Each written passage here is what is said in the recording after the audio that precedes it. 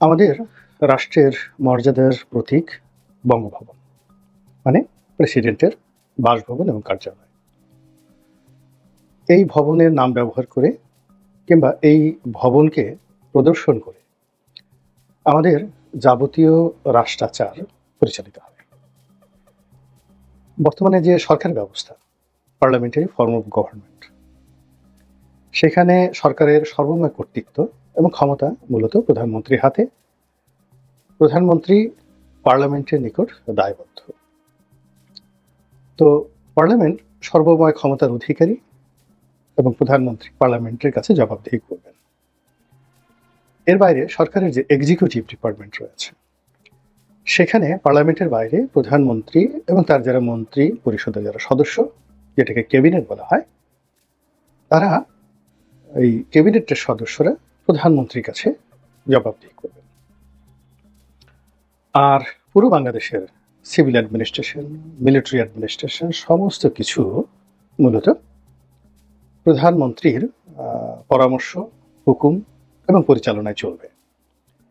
কিছু রাষ্ট্রীয় প্রতিষ্ঠান রয়েছে যেগুলো একেবারে স্বতন্ত্র, যেমন ধরুন অডিটর জেনারেলের office, auditor and accounts and auditor জেনারেলের অফিস, তারপরে দুর্নীতি দমন কমিশন, এরপর বিচার বিভাগ, বিশেষ করে সুপ্রিম কোর্ট, এরপর নির্বাচন কমিশন, তারপর মানবাধিকার কমিশন। এরকম কিছু প্রতিষ্ঠান রয়েছে যারা মূলত স্বাধীন, কিন্তু তারা একটা বাৎসরিক রিপোর্ট তৈরি করেন। সেই রিপোর্টটি তারা রাষ্ট্রপতির কাছে বছরে একবার হস্তান্তর করেন এবং সরকারের সঙ্গে এ সকল স্বাধীন কমিশনের যে একটা রিলেশন, সেই রিলেশনটা মূলত রাষ্ট্রপতির মাধ্যমে হয়। এখন বিচারপতিদেরকে যাকে বলা হয় অপসারণের জন্য যে সুপ্রিম জুডিশিয়াল কাউন্সিল রয়েছে, তো সেক্ষেত্রে রাষ্ট্রপতির অফিসকে ব্যবহার করা হয় কাউকে চাকরিচ্যুত করার জন্য, কোনো আসামিকে খালাস দেওয়ার জন্য, পার্লামেন্টের অধিবেশন ডাকার জন্য, কিংবা পার্লামেন্ট যাকে বলা হয় বাতিল করার জন্য এখানে রাষ্ট্রপতিকে ব্যবহার করা হয় এবং সবই করা হয়ে থাকে নির্বাচিত প্রধানমন্ত্রীর পরামর্শে। তো সেই ক্ষেত্রে রাষ্ট্রপতির আসলে কার্যত কোনো এক্সিকিউটিভ ক্ষমতা নেই, কিন্তু রাষ্ট্রের প্রতিটি কর্মই তাকে কেন্দ্র করে পরিচালিত হয়। তিনি ভীষণ রকম ব্যস্ত। 3 বাহিনী প্রধান তার কাছে যাবেন, জাতীয় অনুষ্ঠানগুলো হবে তিনি সেটা করবেন, প্রধানমন্ত্রী বিদেশে যাবেন, এসে তার কাছে রিপোর্ট করবেন, যত রাষ্ট্রদূত আছেন বাংলাদেশে নিযুক্ত তারা আসবেন, পরিচয়পত্র রাষ্ট্রপতির কাছে তারা দেবেন। তারপরে বাংলাদেশে যে কয়টি বিশ্ববিদ্যালয় রয়েছে সবগুলো প্রাইভেট এবং পাবলিক বিশ্ববিদ্যালয়ের যে চ্যান্সেলরের যে পদ, এটি রাষ্ট্রপতির। কাজেই ওই সকল বিশ্ববিদ্যালয়ের সমাবর্তন অনুষ্ঠান থেকে শুরু করে যত রকম আনুষ্ঠানিকতা, তাদের করপত্র প্রকাশ থেকে শুরু করে যা কিছু হবে, সেখানে রাষ্ট্রপতি প্রধান ব্যক্তি। তো কাজেই আপনি এই যে ঘটনাগুলো বললাম, আপনি যদি তাই ধরেন, তাহলে সকাল থেকে রাত্রি 12টা পর্যন্ত আসলে একজন রাষ্ট্রপতির ফুসরত নেই। তিনি কখনো দস্তখত করবেন, কখনো মেহমানদের সঙ্গে বৈঠক করবেন, কখনো অনুষ্ঠান করবেন, তারপরে কখনো বাইরে কোথাও যাবেন, সব মিলিয়ে একজন ব্যস্ত মানুষ। এবং এভাবেই আমাদের ওই বঙ্গভবন স্বাধীনতার পর থেকে আজ অবধি আলোকিত হয়ে আসছে। ওই বঙ্গভবনে নির্বাহী ক্ষমতা সম্পন্ন রাষ্ট্রপতি ছিলেন, অর্থাৎ যখন রাষ্ট্রপতি ব্যবস্থা ছিল তখন বঙ্গবন্ধুর জামানাতে ছিল, বাকশালের সময় ছিল, জিয়াউর রহমানের জামানাতে ছিল, এরশাদের জামানাতে ছিল, তখন রাষ্ট্রপতি শাসিত সরকার ছিল। তখন রাষ্ট্রপতি একই সঙ্গে রাষ্ট্রের প্রধান এবং সরকারের প্রধান। 91 থেকে যখন পার্লামেন্টারি ফর্ম অফ গভর্নমেন্ট হলো, তখন রাষ্ট্রপতির পদটি আনুষ্ঠানিক একটি পদে পরিণত হলো। কিন্তু আনুষ্ঠানিক পদ হওয়ার পরেও বিচারপতি শাহাবুদ্দিন সাহেব যখন রাষ্ট্রপতি ছিলেন, তিনি একজন ক্ষমতাহীন রাষ্ট্রপ্রধান হয়েও ওই পদটিকে যে মর্যাদার আসনে তিনি নিয়ে গেছিলেন, এর এক অনন্য উদাহরণ। তিনি ঠিক হুবহু প্রধানমন্ত্রী বা সরকারের যে ভাষণ পার্লামেন্টে দেওয়ার, ওটা তিনি পড়তে চাননি। তিনি সেটাকে পরিমার্জন করেছেন, তার মতো করে তৈরি করেছেন এবং সমস্ত রেকর্ড ব্রেক করে তার মতো করে সবকিছু করেছেন। আবার এখন এই যে জনাব শাহাবুদ্দিন চুপ্পু, আপনার থেকে যত মন্দই বলেন না কেন, যা কিছু বলেন না কেন, বাংলাদেশের ইতিহাসে শাহাবুদ্দিন চুপ্পু এবং জেনারেল ওয়াকার, এই দুজন মানুষ গত 10 মাসে যা কিছু করেছেন, যদি সেটাকে আপহোল্ড করতে চান আপনি গণতন্ত্রের জন্য, আপনি যদি কৃতজ্ঞ থাকতে চান, তারা যেভাবে এই জুলাই আগস্ট বিপ্লবকে সম্মানিত করেছেন, এই বিপ্লবের সঙ্গে তারা একাত্মতা অনুভব করেছেন, তাদের কষ্ট হয়েছে। এ কারণেও জেনারেল ওয়াকার শেখ হাসিনা খুব ঘনিষ্ঠজন, আত্মীয়, আর জনাব চুপ্পু শেখ হাসিনার খুবই ঘনিষ্ঠ কর্মী। তো সেক্ষেত্রে ডক্টর মোহাম্মদ ইউনূসকে মেনে নেওয়া, এই জুলাই আগস্ট বিপ্লবের সরকারকে শপথ পাঠ করানো, মানে এগুলো না করে তিনি যদি পালিয়ে যেতে চাইতেন, পদত্যাগ করতে চাইতেন, তাহলে আরও বেশি জটিলতা তৈরি হতো। কিন্তু সেগুলো না করে তিনি গণ অভ্যুত্থানের সঙ্গে সম্পৃক্ত হয়েছেন এবং এমনকি এই যে ইউনূস সরকারকে কিভাবে শপথ পাঠ করাতে হবে, যখন সবাই খুব দিশাহারা, ওই সময় কারো ব্রেন কাজ করছিল না। এর কারণ হলো যে প্রচলিত সংবিধান অনুযায়ী, নিয়ম অনুযায়ী, কানুন অনুযায়ী আসলে এই অন্তর্বর্তীকালীন সরকার বলতে কিছু নেই, তত্ত্বাবধায়ক বলতে কিছু নেই এবং প্রধান উপদেষ্টা বলতে কিছু নেই। তো সেক্ষেত্রে তার এই শপথ বাক্য পাঠ করার জন্য ওই বিপদের মুহূর্তে জনাব শাহাবুদ্দিন চুপ্পু তিনি রাষ্ট্রপতি পরামর্শ দিয়েছিলেন যে সুপ্রিম কোর্টের একটি রেফারেন্স আনা হোক 106 অনুচ্ছেদ অনুযায়ী, এবং তাড়াতাড়ি সেটা সুপ্রিম কোর্টে সেই রেফারেন্সটা আনা হলো এবং সেই অনুযায়ী কিন্তু এই সরকার শপথ গ্রহণ করলো। অন্যথায় ওটা একটা জটিলতা তৈরি হয়ে যেত। এনিওয়ে, তো এখন সেই জনাব চুপ্পু কেমন আছেন, কি করছেন, তার দিনকাল কেমন যাচ্ছে? তিনি কি সরকারের আস্থাভাজন না বিরাগভাজন? তাকে কি সরকার সরাতে চাচ্ছে?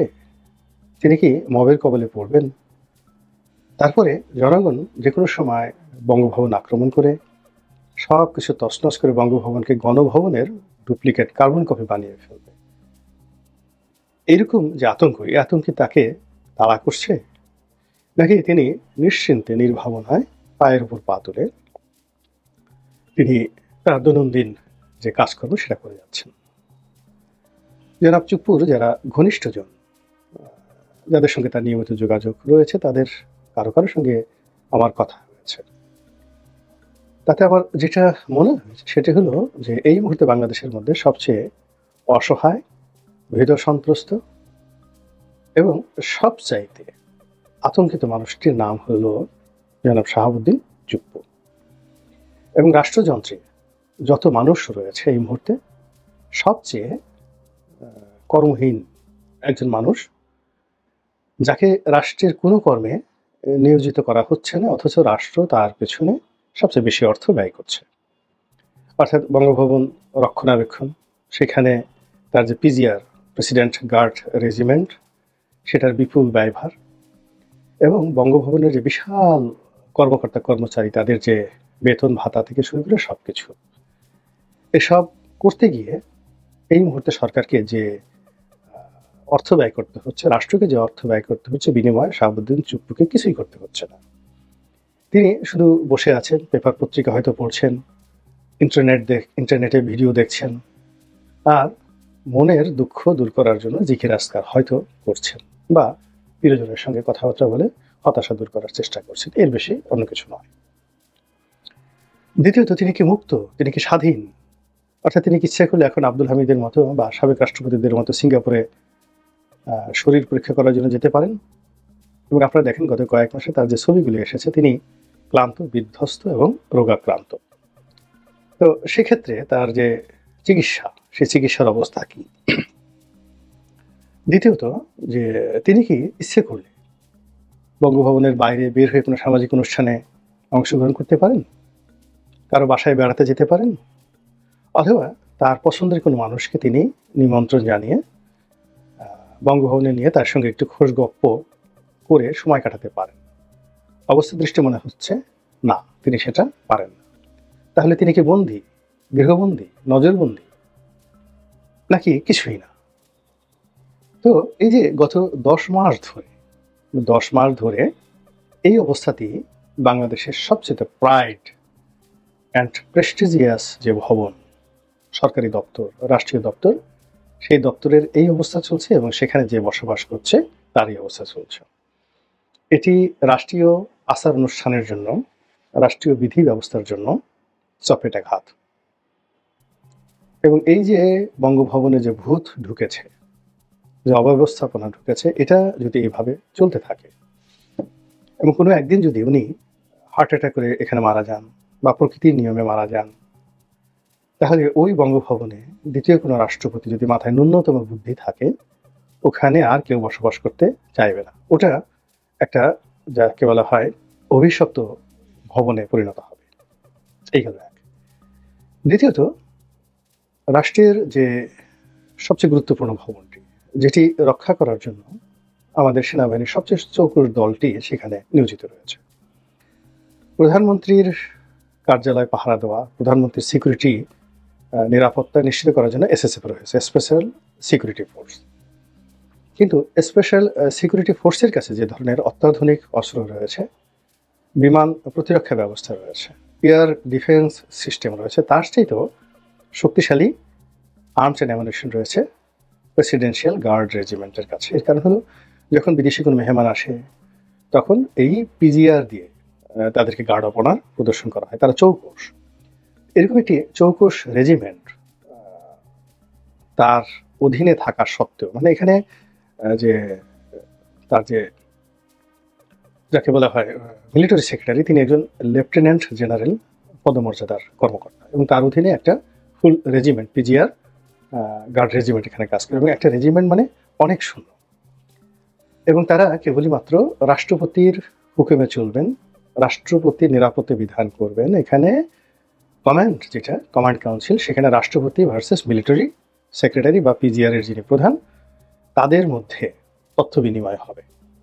আমি যতটুকু জানি, সেখানে সেনা প্রধান বা এসএসএফ প্রধান, এমনকি অন্য কোনো বাহিনীর প্রধান, পিজিআর এর যে প্রধান রয়েছেন, প্রেসিডেন্ট গার্ড রেজিমেন্টের যে প্রধান রয়েছেন, তাকে কোনো নির্দেশ দিতে পারেন না, এবং তিনি যে কোনো কাজ যে কোনো সময় করার জন্য ক্ষমতা সম্পন্ন পিজিআর প্রধান। তিনি যদি ট্যাঙ্ক চালিয়ে, কামান চালিয়ে বঙ্গভবন রক্ষা করতে গিয়ে যে কোনো অনার সৃষ্টি করেন, তাকে কোনো অবস্থাতেই দেশের প্রচলিত আইন অনুযায়ী কারোর কাছে জবাবদিহি করতে হবে না। তো এরকম একটি শক্তিশালী বাহিনী বঙ্গভবন পাহারা দিচ্ছে। কিন্তু পাহারা দেওয়ার পরেও সেখানে মব আতঙ্ক বিরাজ করছে। এই বঙ্গভবন আক্রমণ করা হবে, এই বঙ্গভবন ভেঙে ফেলা হবে, এই বঙ্গভবন এত তারিখে যাওয়া হবে, এরকম যে একটা, যাকে বলা হয়, স্লোগান, জিকির ফিকির তোলা হচ্ছে। এবং অতীতে বাংলাদেশে যে সকল মব হয়েছে গত 10 মাসে, এবং সেই মবের যে ভয়ঙ্কর রূপ বাংলাদেশ দেখেছে, যেখানে ঢাকা ক্যান্টনমেন্ট উড়িয়ে দেওয়ার কথা বলা হচ্ছে, ক্যান্টনমেন্ট ঘেরাও করার কথা বলা হচ্ছে, ক্যান্টনমেন্টে ঢুকে যাওয়ার কথা বলা হচ্ছে, সাবেক সেনা কর্মকর্তা থেকে শুরু করে সিভিল অ্যাডমিনিস্ট্রেশনের লোকরা ছাত্র জনতাকে নিয়ে ক্যান্টনমেন্টের মধ্যে ঢুকে গিয়ে তারা সেখানে মিছিল করতে পারছে। এইরকম একটা হযবরল অবস্থার মধ্যে বঙ্গভবনে ঢুকে বা বঙ্গভবনের বাইরে এই যে মবক্রেসি বা মব সন্ত্রাস, এটি যদি কেউ চালাতে চায় আর তার ভয়ে যদি কেউ তটস্থ থাকে, সন্ত্রস্ত থাকে, এটা কোনো অবস্থাতেই শোভনীয় নয়। যারা এখন ক্ষমতায় আছেন, তারা এই বিষয়টির সুরাহা করা উচিত। এর কারণ হলো, তোমারে বধিবে যে গোকুলে বাড়িছে সে। অতীতে যারা ক্ষমতায় বসে অনেককে অপদস্থ করেছে, ক্ষমতার কেন্দ্রগুলোকে নষ্ট করেছে, এবং ন্যায় বিচারের যে পদগুলো রয়েছে সেগুলো রুদ্ধ করেছে, তারা সবাই সেইভাবে ক্ষতিগ্রস্ত হয়েছে। আজ যারা হাসছেন, আগামীতে তাদের কাঁদতে হবে, এটাই নিয়তি। এবং এই যে গত বছর, অর্থাৎ 2024 সালের আগস্ট মাসের 5 তারিখ পর্যন্ত যে কোর্ট কাছারি, যে অফিস আদালত যাদের আঙ্গুলি হেলনে চলতো, এখন সেই কোর্ট কাছারিকে তারা ভিক্ষুকের মতো ঘুরে বেড়াচ্ছে, কেউ তাদেরকে দেখেও জিজ্ঞাসা করছে না। এটাই নিয়তি, এটাই নিয়তির বিধান। আল্লাহ আমাদের সবাইকে ইতিহাস থেকে শিক্ষা গ্রহণ করার তৌফিক এনায়েত করেন। আসসালামু আলাইকুম ওয়া রাহমাতুল্লাহি ওয়া বারাকাতুহু।